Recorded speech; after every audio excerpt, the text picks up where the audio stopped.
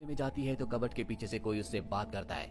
वो कबर्ड के हैंडल को पकड़ती है और उसके बाल खड़े हो जाते हैं। उसे बहुत अच्छा लगता है। वो अपने भाई ग्रिफिन को भी ऐसा करने के लिए कहती है और जब ग्रिफिन भी एल्मीरा के हैंडल को पकड़ता है तो उसके बाल भी खड़े हो जाते हैं। ये दोनों के दोनों इसे एक खेल समझ रहे होते हैं। अब रात को ग्रिफिन जब अपने बेड पर सो रहा होता है तभी उसे बाहर वही पेड़ दिखता है जिसे देखकर उसे आज सुबह डर लगा था। और तभी उसे नीचे बेसमेंट से यानी कि तहखाने से कुछ आवाजें आती हैं और जब वो तहखाने की तरफ जाता है तो वहां पर एक क्लाउन डॉल होती है जो कि बहुत ही भयानक होती है। उसे देखकर ग्रिफिन डर जाता है, इसीलिए वो अपने मॉम डैड के कमरे में उनके साथ सोने के लिए चला जाता है। और जब रात को पूरा का पूरा परिवार सो रहा होता है तो घर की लाइट्स अपने आप ही जल जाती है। ग्रिफिन की आंख खुल जाती है और तभी उसे अपनी छोटी बहन मेडिसिन की आवाज आती है। वो उसे देखने के लिए नीचे जाता है। वो देखता है कि वो टीवी के सामने खड़ी होकर किसी से बात कर रही है। जब ग्रिफिन उसे पूछता है तो बताती है कि यहाँ पर कुछ लोग आना चाहते हैं। ग्रिफिन कहता है कि कौन लोग आना चाहते हैं और तभी हमें टीवी की स्क्रीन पर बहुत सारे हाथ दिखते हैं। ग्रिफिन ये देखकर डर जाता है। वो टीवी का स्विच ऑफ करने के लिए जाता है लेकिन तभी उसे कोई धकेल कर पीछे कर देता है। यहाँ पर जो सीलिंग लाइट होती है वो भी घूमना शुरू हो जाती है। इन आवाजों की वजह से ग्रिफिन के मॉम डैड और उसकी बड़ी बहन भी यहाँ पर आ जाते हैं और तभी मेडिसिन सबको बताती है कि वो लोग यहाँ पर आ चुके हैं। अगली सुबह मेडिसिन की मॉम उससे पूछती है कि रात को तुमने कहा था कि वो लोग यहाँ पर आ चुके हैं, वो कौन है? मेडिसिन कहती है कि वो मेरे दोस्त हैं, लेकिन मेडिसिन की मॉम को लगता है कि ये सब उसका भ्रम है। वहीं ग्रिफिन को दिखाया जाता है जब वो अपनी बहन के कमरे में होता है तो वहां पर एक बॉल उसकी तरफ आती है और इसके बाद वो बॉल उसी एल्मीरा की तरफ चली जाती है जिस एल्मीरा के हैंडल को पकड़ने के बाद इनके बाल खड़े हुए थे। ग्रिफिन ये देखकर डर जाता है, यहाँ से भागना चाहता है लेकिन तभी कोई किताबों की मदद से उसके रास्ते को ब्लॉक कर देता है। रास्ता अपने आप ही खुल भी जाता है। ग्रिफिन इन सब चीजों से बहुत ज्यादा डर चुका होता है। वो सारी की सारी बातें अपने मॉम डैड को बताता है पर उसकी बात पर कोई भी विश्वास नहीं करता। वही रात को एरिक और उसकी पत्नी अपने दोस्त के घर डिनर पर जाते हैं और वहां उन्हें पता चलता है कि इनका घर जहां पर बना हुआ है पहले वहां पर एक सेमेट्री यानी कि कब्रिस्तान था।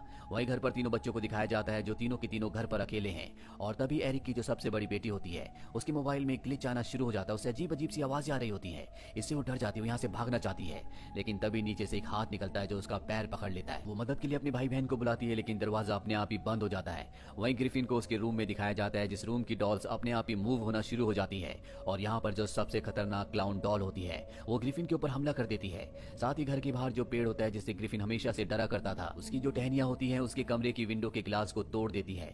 ग्रिफिन उस क्लाउन डॉल को अपने पैर से मारकर तोड़ देता है और अपनी बहन मेडिसिन के कमरे में जाता है लेकिन वहां भी कुछ हादसे हुए होते हैं जिस वजह से मेडिसिन बहुत ज्यादा डरी हुई होती है। ग्रिफिन भी बहुत ज्यादा डर चुका है इसीलिए बाहर भागना चाहता है लेकिन तभी कोई अनजान शक्ति उसे हवा में उड़ा देती है और तभी घर के बाहर जो पेड़ था उसकी टहनियां अंदर आती है और ग्रिफिन को अपने साथ ले जाती है।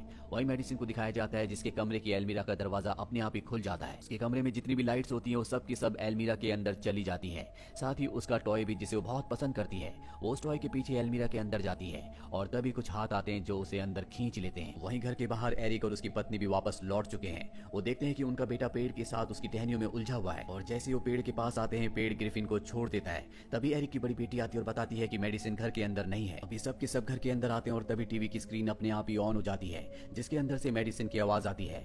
मेडिसिन की मॉम जब टीवी की स्क्रीन पर हाथ लगाती है तो तभी मेडिसिन भी दूसरी तरफ से उसके हाथ को टच करती है। उसकी मॉम समझ जाती है कि किसी न किसी बुरी शक्ति ने उसकी बेटी को कहीं पर कैद कर दिया है। इसीलिए यहाँ पर ये डॉक्टर ब्रूक को बुलाते हैं जो कि पैरानॉर्मल एक्टिविटीज की डॉक्टर है। वो इस तरह की घटनाओं से निपट सकती है। उसके साथ उसके 2 असिस्टेंट भी आते हैं और जब ये पूरे घर का मुआयना करते हैं तो डॉक्टर ब्रूक इन्हें बताती है कि तुम्हारे घर में जो साया है उसे पॉल्टिकाइस्ट कहा जाता है और ये यहाँ पर एक नहीं है बल्कि इनकी तादाद बहुत ज्यादा है। ये आम सायों से बहुत ज्यादा खतरनाक होते हैं। ये किसी भी चीज को एक जगह से दूसरी जगह तक ले जा सकते हैं, इसीलिए इनका सामना करना इतना आसान नहीं होगा। डॉक्टर ब्रूक का जो असिस्टेंट होता है वो उस एल्मीरा के अंदर ड्रिल करने की कोशिश करता है जिस एल्मीरा के अंदर मेडिसिन चली गई थी लेकिन तभी उसकी ड्रिल मशीन को कोई अंदर खींच लेता है और जब वो ड्रिल मशीन को उठाने के लिए अपने हाथ को अंदर डालता है तो अंदर उसका हाथ कोई पकड़ लेता है और इसके बाद अंदर से ड्रिल की जाती है जिससे वो बहुत ज्यादा डर जाता है। अगले पल उसके हाथ को छोड़ दिया जाता है। उसके हाथों में किसी की उंगलियों के निशान होते हैं जो अपने आप ही गायब हो जाते हैं और एल्मीरा जो डैमेज हुई थी वो भी अपने आप ही ठीक हो जाती है।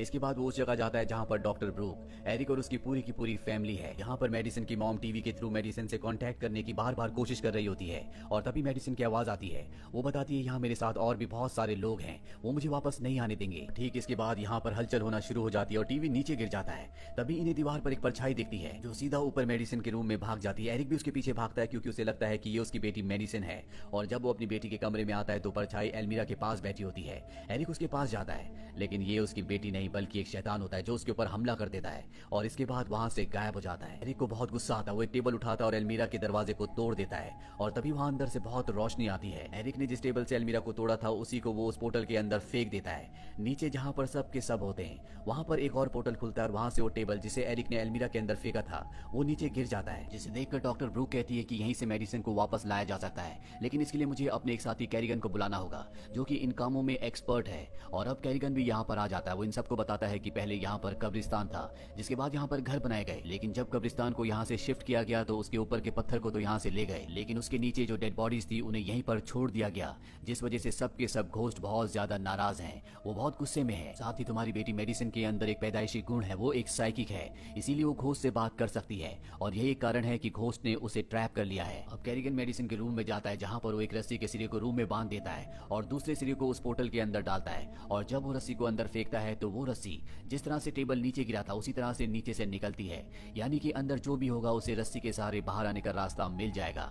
इसके बाद एक ड्रोन में कैमरा और माइक लगाकर अंदर भेजते हैं ताकि मेडिसिन को ढूंढा जा सके। और जब वो ड्रोन अंदर जाता है तो वहां पर हमें बहुत सारे साए दिखाए जाते हैं। जल्दी ड्रोन मेडिसिन तक पहुंच जाता है। अब इस सब के सब कैमरे और माइक के जरिए मेडिसिन को बाहर आने का रास्ता बता रहे होते हैं, लेकिन तभी कुछ साए आते हैं और मेडिसिन को अपने साथ ले जाते हैं। साथ ही ड्रोन भी वहीं अंदर गिर जाता है।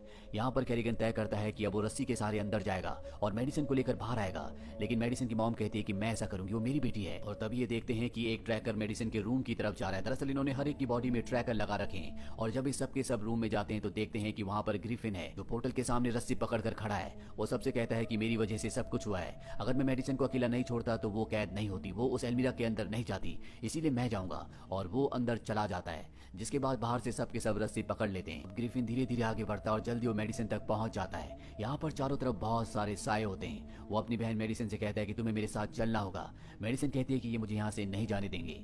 वहीं साए को दिखाया जाता है जो रस्सी को देख लेते हैं, उसे पकड़ लेते हैं और रस्सी को खींचना शुरू कर देते हैं। इसीलिए मेडिसिन के रूम में रस्सी को दीवार के साथ जहाँ बांधा गया था वो जगह फट जाती है और रस्सी अंदर जाने लगती है। लेकिन तभी एरिक और कैरिगन दोनों रस्सी का दूसरा सिरा पकड़ लेते हैं, लेकिन अंदर जो साए होते हैं वो रस्सी को अंदर खींच लेते हैं। पर ठीक उसी वक्त ग्रिफिन रस्सी को देख लेता है जो बाहर जा रही होती है। वो अपनी बहन मेडिसिन का हाथ पकड़ता है और रस्सी का एक सिरा पकड़ लेता है। अंदर जितने भी साए होते हैं वो इन दोनों को रोकने की कोशिश कर रहे होते हैं और तभी हमें नीचे दिखाया जाता है जहाँ पर रस्सी पोर्टल से पूरी तरह से बाहर आ जाती है। पर दोनों बच्चे नहीं, ये सब के सब उदास हो जाते हैं। नहीं लगता है कि इन्होंने बच्चों को खो दिया, पर अगले पल दोनों बच्चे भी ऊपर से नीचे गिरते हैं। नीचे मैट्रेस होता है इसलिए बच्चों को चोट नहीं लगती, पर डर और सदमे से वो दोनों के दोनों बेहोश हो चुके होते हैं। पर जल्दी दोनों बच्चे होश में आ जाते हैं और अभी सब के सब घर से निकल जाते हैं। पर इससे पहले कि एरिक अपने पूरे परिवार के साथ यहाँ से गाड़ी से निकलता, उसकी गाड़ी पलट जाती है और इसके बाद गाड़ी को कोई शक्ति अंदर खींचना शुरू कर देती है।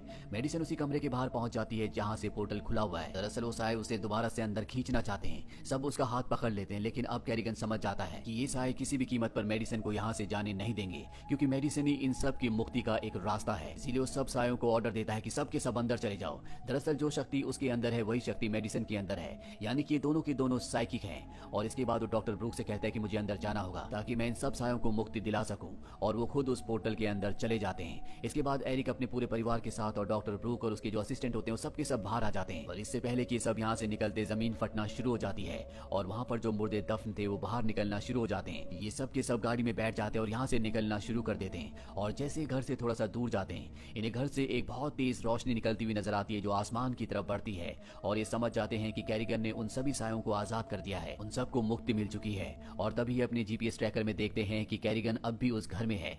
इसके बाद डॉक्टर ब्रूक घर के अंदर जाती है।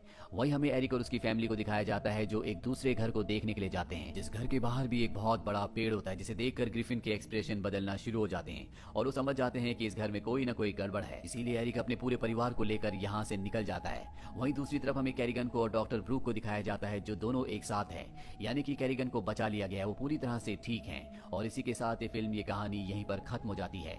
ये फिल्म साल 2015 में रिलीज हुई थी। IMDb पर इसकी रेटिंग है 4.9। उम्मीद करते हैं कि ये कहानी आपको पसंद